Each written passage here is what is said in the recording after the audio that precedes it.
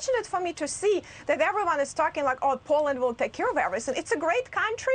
I spent some time in my young years in Poland. They're good people, strong people. But this is a crisis that is not just their crisis, and we need to help them. And Europe needs to step up too. Congresswoman, what is your story? Are any of your relatives still in Ukraine? Were you able to see them at the border? And what was it like when you were visiting Poland?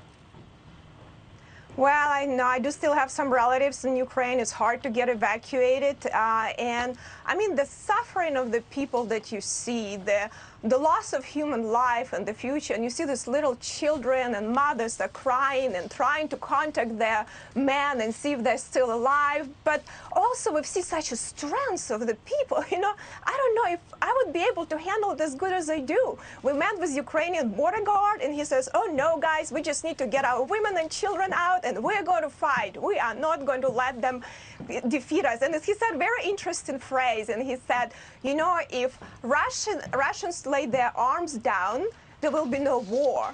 If Ukrainians lay their arms down, there will be no Ukraine. Yeah. And no people. And it's very interesting when he said that, because it's true. He will destroy all of the people. So they have no choice. They have to win this war. And for him to think the Ukrainian people actually want to be Russian, it just shows how mind-numbingly isolated he is.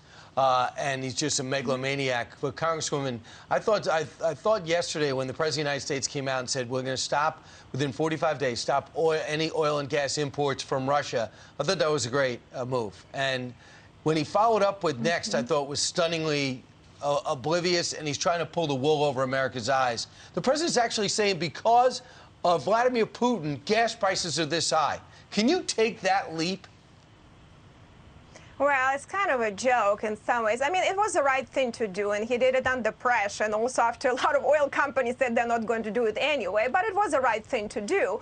But unfortunately, he didn't do some other right things. Right. I think, there are two things he should be doing. He should be putting pressure on Saudi Arabia and UAE and say, you're either our allies and partners or not, and remember who our friends are, who are not in the time of crisis, but also unleash our energy opportunities as the country, because and maybe on the spot price it would have affect us, but the futures prices would adjust and help us to control these oil prices. And I think that is something you have to do as part of it to address the situation, that we can hold on to these sanctions and have more, because the durations of them, you need to be able as a country to defeat them economically, so you need to be strong yourself internally. Indeed. Congresswoman Victoria Spars, a Ukrainian immigrant, joined us today from the D.C. area. Thank you very much for telling us your story. Thank you, Congresswoman.